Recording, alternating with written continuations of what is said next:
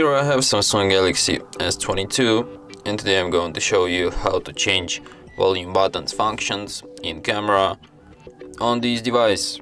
So firstly you have to open camera, tap on the gear icon to access its settings, and here you can change volume buttons functions by going to the shooting methods, and here you have press volume keys to take picture or record video, zoom in or out, or control system volume.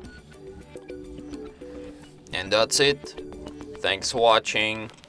If you find this tutorial useful, don't forget to hit that like button and subscribe to our channel.